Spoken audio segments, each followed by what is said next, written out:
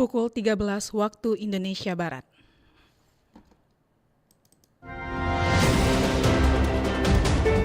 Radio Republik Indonesia Palembang dengan Warta Berita.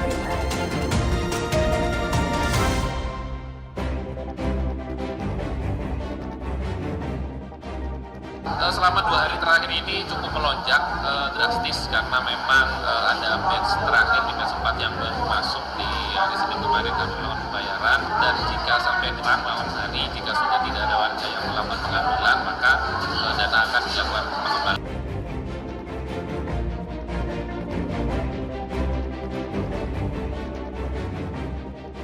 Nilai pemenang tender ini itu kan ditetapkan oleh Balai Pengadaan itu 170 miliar nilai kontrak. Dengan pengalokasian di tahun anggaran 2026 ini 35 miliar. Nah, 30 miliar itu yang digunakan untuk perbaikan.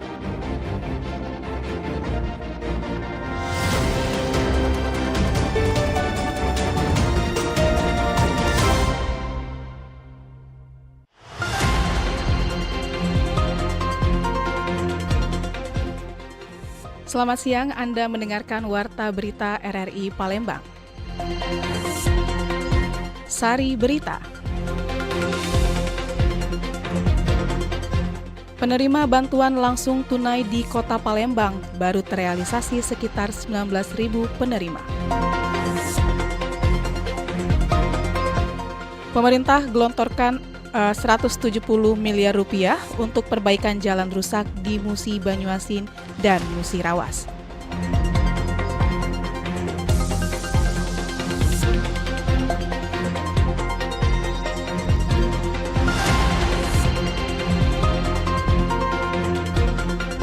Inilah Warta Berita selengkapnya edisi Jumat 2 Januari 2026 bersama saya Ega Dwianti. Dari alokasi 29.000 penerima bantuan langsung tunai di Kota Palembang, baru terrealisasi sekitar 19.000 penerima. Hari terakhir pencairan bantuan langsung tunai atau BLT Kesejahteraan Sosial atau KESRA pada tanggal 31 Desember tahun 2025 lalu masih menyisihkan ribuan penerima yang belum mengambil bantuan tersebut. Bila tidak dicairkan hingga batas waktu yang ditentukan, dana bantuan tersebut dipastikan akan hangus dan dikembalikan ke pusat. Masyarakat diminta segera mendatangi lokasi pencairan untuk menghindari kehilangan hak mereka.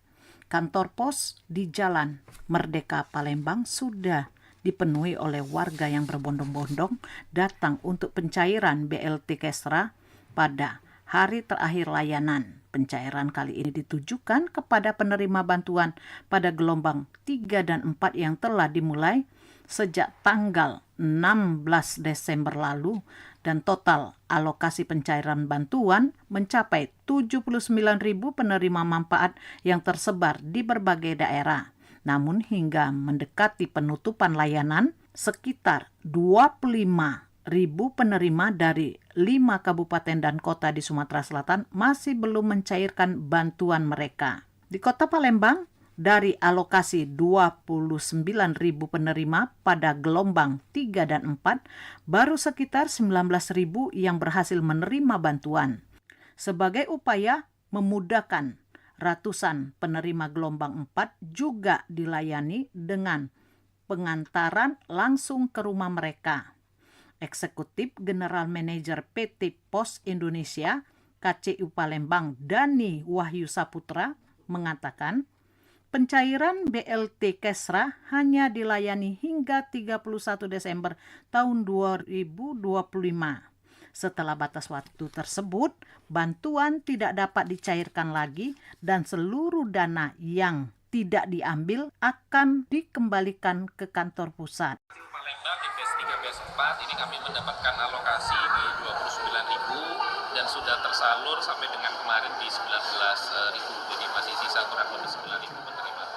Selama 2 hari terakhir ini cukup melonjak drastis karena memang ada batch terakhir di batch 4 yang baru masuk di hari Senin kemarin kami melakukan pembayaran, dan jika sampai dengan hari ini sore ini atau nanti sampai petang malam hari jika sudah tidak ada warga yang melakukan pengambilan maka dana akan dilakukan pengembalian ke kantor pusat. Untuk terkait menambah waktu, belum ada informasi dan menunjukkan.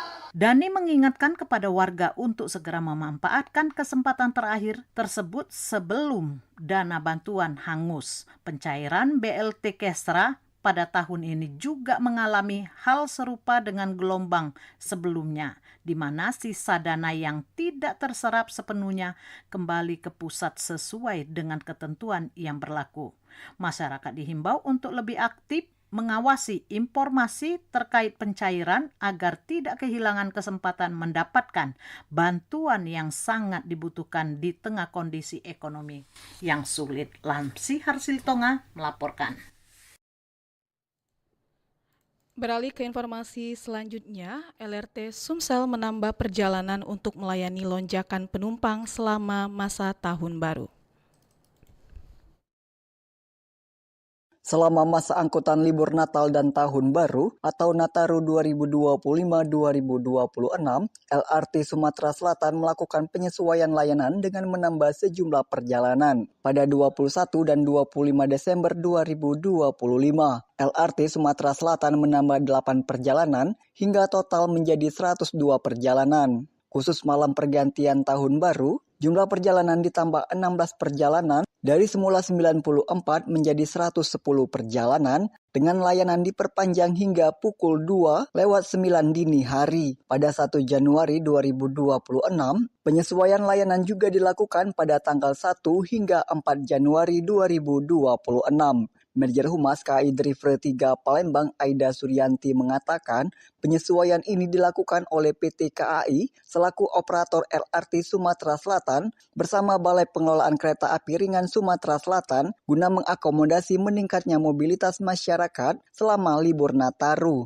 Pada 31 Desember 2025, kereta api terakhir di stasiun DJKA pukul 2:09 dini hari. Sementara itu 1 Januari 2026 ditambah 8 perjalanan dengan layanan terakhir dari stasiun bandara tiba di stasiun DJKA pukul 23:03 waktu Indonesia Barat dan pada tanggal 2 hingga 4 Januari 2026 dilakukan penambahan 8 perjalanan dengan kereta terakhir tiba di stasiun DJKA pukul 20:43 waktu Indonesia Barat. KAI Divre 3 Palembang bersama Balai Pengelola Kereta Api Ringan Sumatera Selatan terus berkomitmen menghadirkan transportasi publik yang modern, ramah lingkungan, dan berorientasi pada pelayanan pelanggan. Dari data ini menunjukkan bahwa masyarakat pengguna LRT Sumsel semakin meningkat.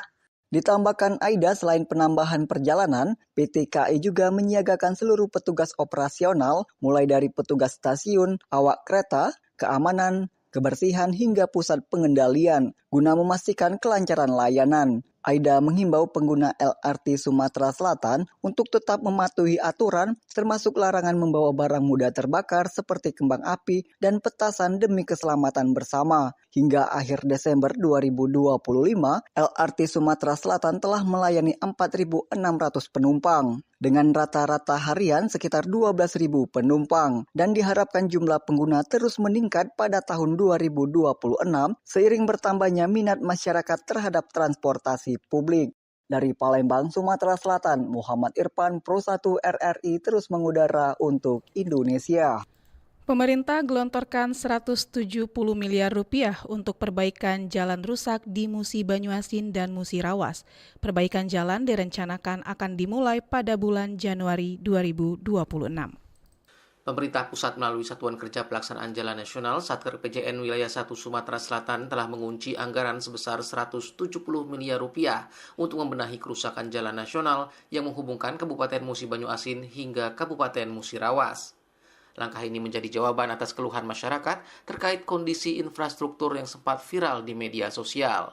Meski total kontrak mencapai angka fantastis, alokasi dana akan dikucurkan secara bertahap. Untuk tahun anggaran 2026, dana segar sebesar 35 miliar rupiah telah siap digelontorkan sebagai awal tahap perbaikan permanen. Pejabat pembuat komitmen PPK 1.4 Ahmad Fatur Rahman menjelaskan, dana awal ini akan diprioritaskan untuk menyentuh titik-titik kerusakan paling kritis. Dengan anggaran tersebut, tim teknis ditargetkan mampu merekonstruksi sekitar 6 km jalan, baik melalui pelapisan ulang atau overlay, maupun penambalan struktural yang lebih kokoh. Nilai pemenang tender ini itu kan ditetapkan oleh Balai Pengadaan itu 170 miliar nilai kontrak. Dengan pengalokasian di tahun anggaran 2026 ini 35 miliar. Nah, 30 miliar itu yang digunakan untuk perbaikan. Apakah itu nanti direkonstruksi atau untuk pelapisan ulang atau penambalan. Kalau 35 miliar itu sekitar 6 kilo itu. 6 kilo. Sembari menunggu pengerjaan permanen dimulai, Satker PJN 1 tidak tinggal diam. Mengingat tingginya mobilitas masyarakat saat libur Nataru, perbaikan bersifat sementara terus dikebut di sepanjang 119,45 km wilayah kerja PPK 1.4. Saat ini sekitar 40% atau 50 km jalan di kawasan tersebut dilaporkan dalam kondisi tidak mantap. Lubang-lubang di Kecamatan Sangadesa serta genangan air di kawasan Muara Lakitan menjadi tantangan utama terutama saat intensitas hujan meningkat. Riana Pridani melaporkan.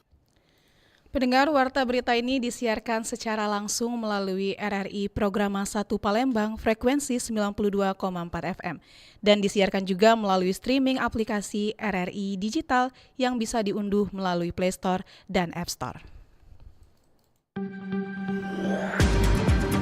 Anda masih bersama Warta Berita RRI Palembang.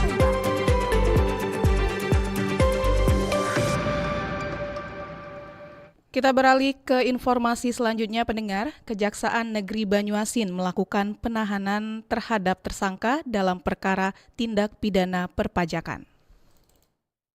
Dengan tersangka atas nama HP umur 49 tahun selaku Direktur PT SAS. Kejaksaan Negeri Banyuasin melakukan penahanan terhadap seorang tersangka dalam perkara tindak pidana perpajakan. Penahanan dilakukan setelah proses penyerahan tersangka dan barang bukti tahap 2 di Kejaksaan Negeri Banyuasin. Tersangka berinisial HP berusia 49 tahun diketahui merupakan Direktur PT Selamat Anugrah Sriwijaya. Penahanan dilakukan guna kepentingan penuntutan serta kelancaran proses hukum selanjutnya. Kepala Kejaksaan Negeri Banyuasin, Erni Yusnita menjelaskan, penyerahan tersangka dilakukan oleh penyidik PPNS Direktorat Jenderal Pajak Wilayah Sumatera Bagian Selatan. Proses tersebut juga melibatkan jaksa dari bidang tindak pidana khusus Kejaksaan Tinggi Sumatera Selatan. Erni menyampaikan, pada tahap penyidikan tersangka tidak dilakukan penahanan. Namun setelah memasuki tahap 2 di Kejaksaan Negeri Banyuasin, penahanan langsung dilakukan sesuai ketentuan hukum. Dalam perkara tersebut, tersangka diduga melanggar pasal 39 ayat 1 huruf C, huruf D, dan huruf I Undang-Undang Nomor 6 Tahun 1983 tentang ketentuan umum dan tata cara perpajakan. Ketentuan itu sebagaimana telah diubah terakhir dengan Undang-Undang Nomor 6 Tahun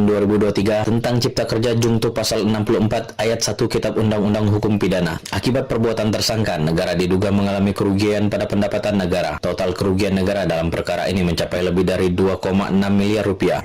Dengan berunsur dengan sengaja tidak menyampaikan surat pemberitahuan, menyampaikan surat pemberitahuan dan atau keterangan yang isinya tidak benar atau tidak lengkap, tidak menyetorkan pajak yang telah dipotong atau dipungut sehingga dapat menimbulkan kerugian negara pada pendapatan negara melalui PT SAS. Akibat perbuatan tersangka, total kerugian pada pendapatan negara yaitu sebesar 2.677.106.683 rupiah. Dengan adanya penahanan tersebut, langkah ini diharapkan memberikan efek jera sekaligus meningkatkan kepatuhan wajib pajak terhadap ketentuan yang berlaku. Dari Kabupaten Banyuasin, Muhammad Maulana, Pro 1 RRI terus mengudara untuk Indonesia.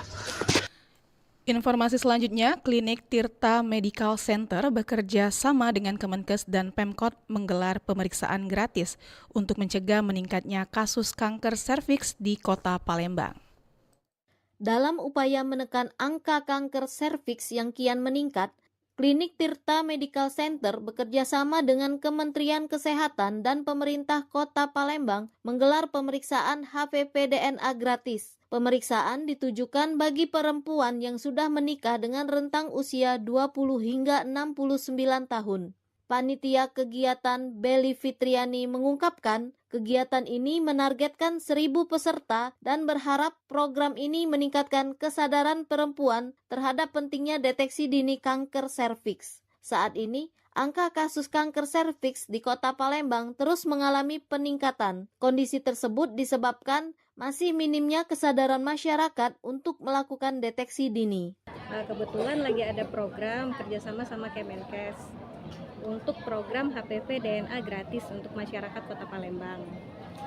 Kalau target, alhamdulillah dari Kemenkes nunjuk klinik Tirta Medical Center dan 20 cabang ya di 20 kabupaten di Indonesia, salah satunya Kota Palembang. Untuk Kota Palembang sendiri itu targetnya di 5.000 peserta. Kalau untuk saat ini Mbak, untuk terserap itu udah di 4.000 peserta. Jadi ini kan programnya terakhir ya di tanggal 30. Maksimalkan itu di 1.000 peserta untuk di hari ini di 18 kecamatan Kota Palembang.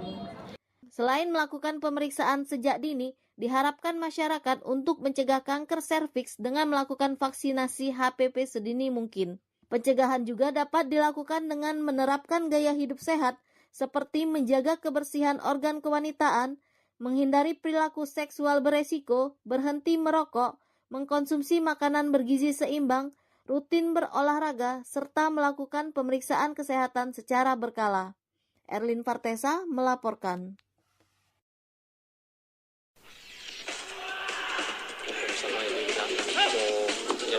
Olahraga atletik Sumatera Selatan berharap pemusatan latihan nggak usah mulu-mulu kan, karena dilihat dari persiapan sekarang. WJRC tidak akan terpengaruh Pelatih dengan pemain sudah memahami kesabaran masing-masing.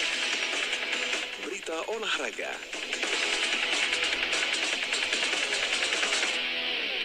Dari dunia olahraga, PSSI Kota Palembang berencana mendirikan klinik kesehatan olahraga yang tidak hanya ditujukan bagi atlet sepak bola, tetapi juga terbuka untuk masyarakat umum. Langkah ini menjadi bagian dari kontribusi PSSI dalam mendukung layanan kesehatan olahraga, sekaligus memperkuat ekosistem sepak bola di daerah. Ketua PSSI Kota Palembang, M. David, mengatakan keberadaan klinik tersebut diharapkan mampu menjawab kebutuhan penanganan cedera olahraga yang selama ini masih terbatas. Menurutnya, fasilitas kesehatan olahraga yang terjangkau sangat dibutuhkan baik oleh atlet maupun masyarakat yang aktif berolahraga. Klinik kesehatan ini akan memfokuskan layanan pada penanganan cedera olahraga, khususnya cedera sepak bola. Selain itu, klinik juga dirancang sebagai sarana edukasi kesehatan dan pencegahan cedera bagi atlet usia dini hingga pemain senior.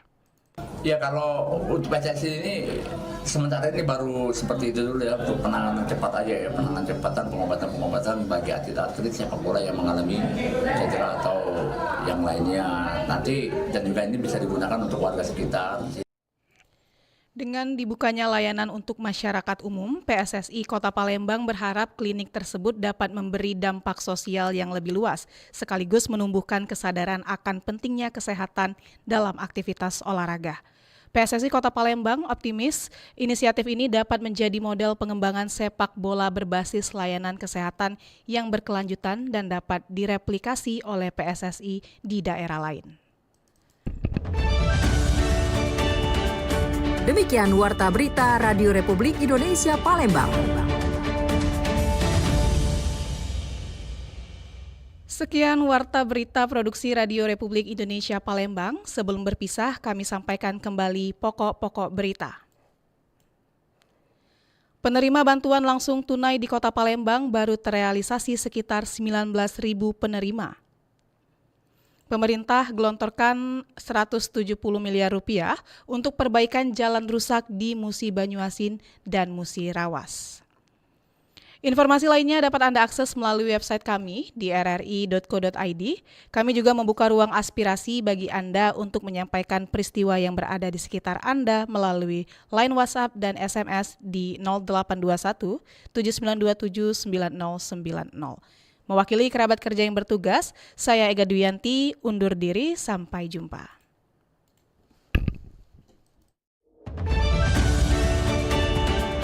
Demikian Warta Berita Radio Republik Indonesia Palembang.